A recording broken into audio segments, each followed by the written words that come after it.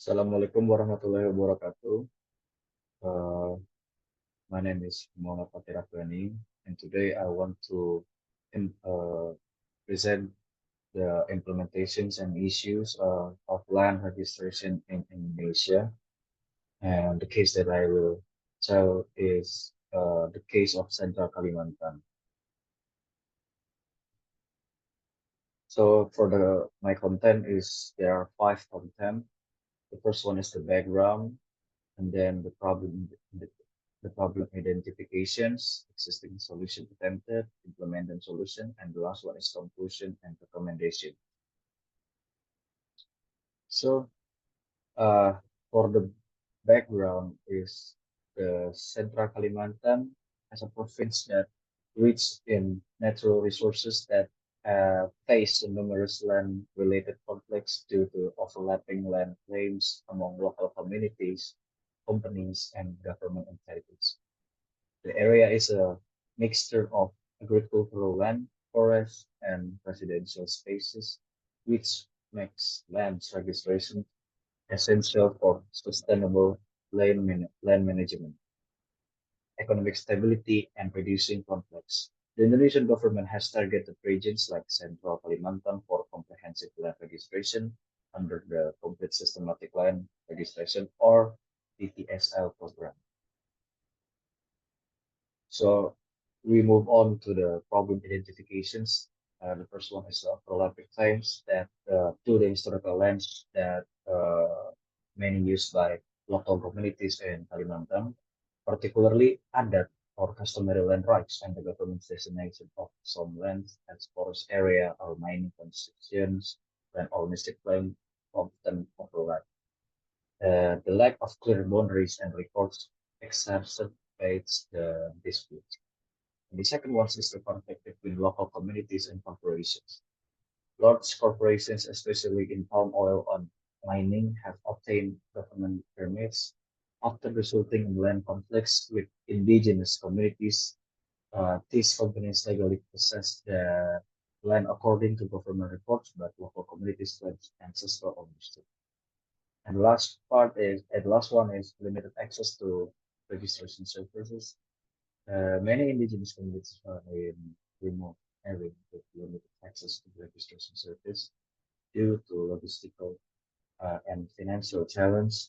These communities often remain excluded from formal land registration processes. We move on to the existing solutions attempted. The first one is one map policy or OMP. The Indonesian government implement the OMP to create a single integrated map system for Central Kalimantan, especially that its aim to clarify boundaries and reduce overlapping claims. However, due to the complexities of other land progress in implementation have been slow. The second one is the socializations and public awareness program.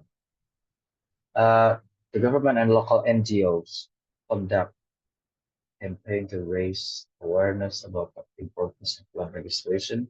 These programs have been educated communities on the benefit of formal land titles, but coverage has been limited in remote areas. And involvement of non-governmental organizations NGOs.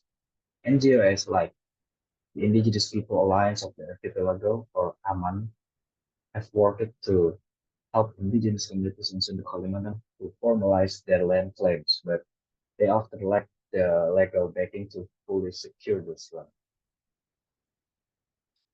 And then the implements of solutions. The first one is the complete systematic land registration or PTSL. Under PTSL, the government has targeted Central Kalimantan for systematic and land registration. Through combinations of satellite mapping and local surveying, the goal is to register all unregistered land. However, integrating other plans into this framework remains a complex challenge. And then the recognitions of other plans. The government has started recognizing some other plans officially, providing communities with a degree of legal protections. For example, a pilot program in Central Kalimantan aims to report customary land in the formal system. So, through this has encountered resistance from commercial interests and limited administrative support. And then the digital mapping and e-registration. The National Land Agency, or BPN, has invested in a digital mapping tools to speed up the registration process and provide clearer land boundaries. This involves using drones and satellite imagery to survey lands more accurately. In Central Kalimantan, this has led to a more efficient mapping process, but local participations remains low due to limited digital literacy. And we move to conclusions and recommendations.